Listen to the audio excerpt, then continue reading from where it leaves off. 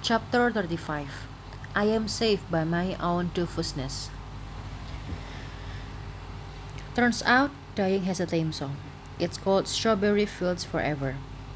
The horse's hooves were an inch from my face when that song blasted from a nearby car horn. The noise startled some of the ghosts into evaporating. The horse pivoted on its back legs, giving me time to roll sideways just as Janet the Eel hit Peter Swiftsands in the face, nearly knocking him out of his saddle. I got to my feet, gasping and weaponless but uncrushed. Pulling up to the curb was a white delivery van that looked very familiar. My vision was swimming, but I knew what words were painted on the side of the van. Delphi Strawberry Service. I knew I'd forgotten something important, again. We'd invited our friends to a Halloween party tonight and never canceled it. You see, kids, absent-mindedness can save your life. The side panel door rolled open and costumed demigods poured out. Connor Stoll led the way, wearing a prisoner's orange jumpsuit with fake manacles on his ankles and wrists. Dude, your red decorations are fire! They're real, I yelled. Real ghosts!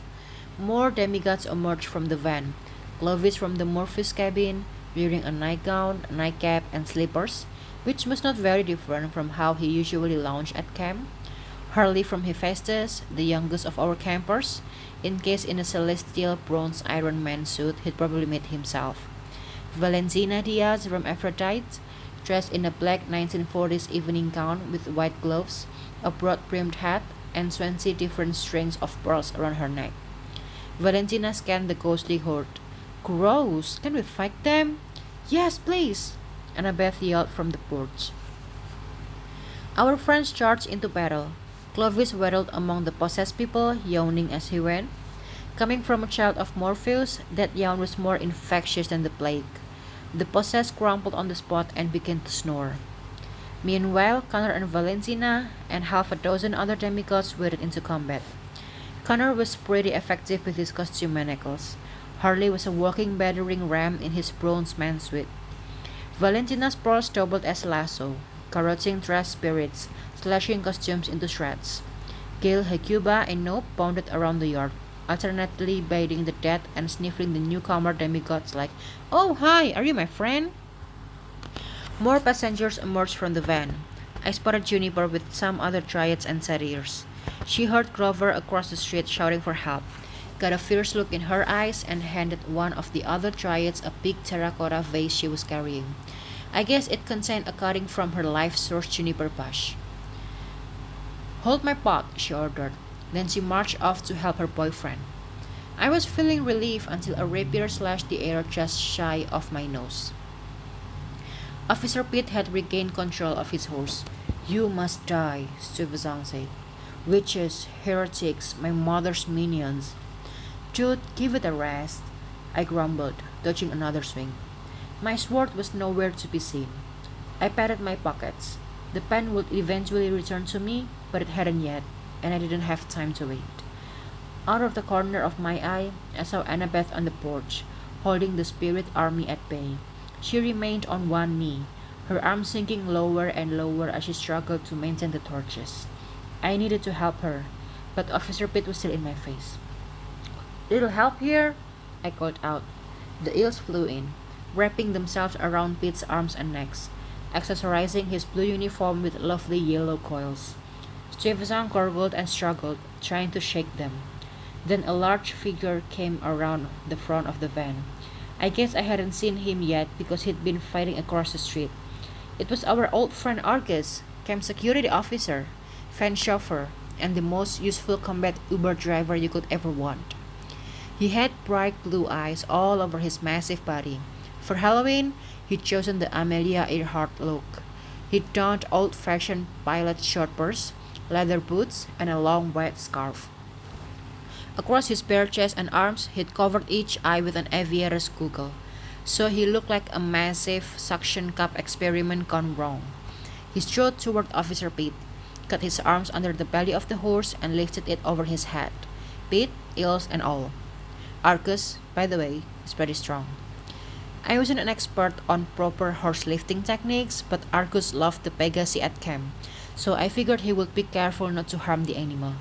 The horse, bewildered and possessed, just kept moving its leg through the air. Getting nowhere, Westuvazang cursed in Dutch and demanded that we all burn in the eternal fires of wherever bad Dutch people went. Argus looked at me and put his chin toward Annabeth.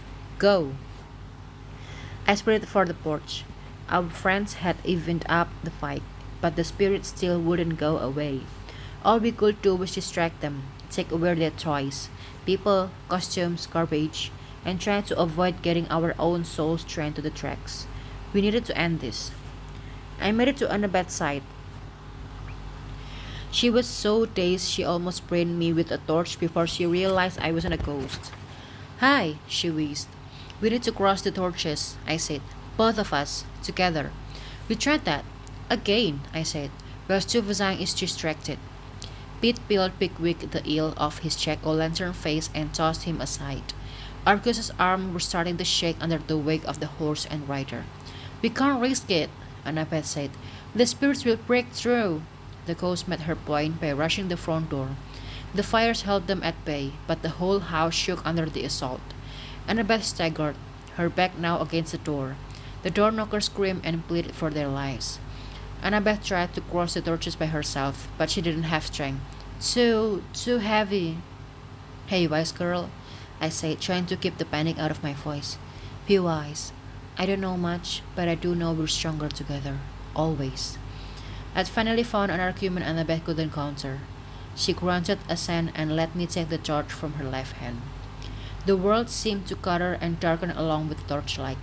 The spirits whirled around us, howling in triumph as Hecate's power wavered. Hurry! Annabeth yelled. Standing side by side, we pulled in our torches. It was like arm wrestling with a tornado. I sensed that we had only seconds before the fires went out for good. The torches weren't meant to be shared by two people. Then again, Annabeth and I were more than just two people. We were a pair, and when we stood at the crossroads, we did it together. I screamed and forced my torch inward. Annabeth did the same. Our friends kept fighting. Grover's panpipes had stopped. I didn't know if that was a good sign or bad one. The flames of our torches now burned as one, just a little more until we could cross the handles. But the torches fogged us, repelling each other like same polarity magnets. You cannot, cried the ghost of Westuvazang. Hecate must never. With one final burst of strength, we crossed the torches. A blast of white-hot energy rippled outward from the porch. The ghost dissolved into air. The police officer slumped in his saddle. The horse freaked out and whinnied. Why am I flying? Before Argus set him gently down and let him gallop away with his unconscious rider. Trash and empty costumes flew across the yard. The people Clovis had put to sleep started to wake up again. The last ghost standing was the cold dust cloud of Westuvazang, now without a human host. He was dissolving slowly, returning to the shadows, but he kept wailing, his angry voice turning desperate, almost heartbroken. I cannot go, he howled. I cannot allow her to stay in my city. Clovis walked over to the fading ghost. He frowned at the swirling coal particles like they were the remnants of a dream, something that had made sense right until the moment he woke up. It's okay, cousin, Clovis said. It's a big city now. It belongs to all of us. You've done your part. Now you deserve a rest. Bring it in. Clovis embraced the ghost, and with a long sigh, Westuvazang let go and dissolved. Connor Stoll sauntered toward us, grinning happily. His manacles must have come off in the melee. You guys sure know how to throw a party, he said. Can we come in now or what?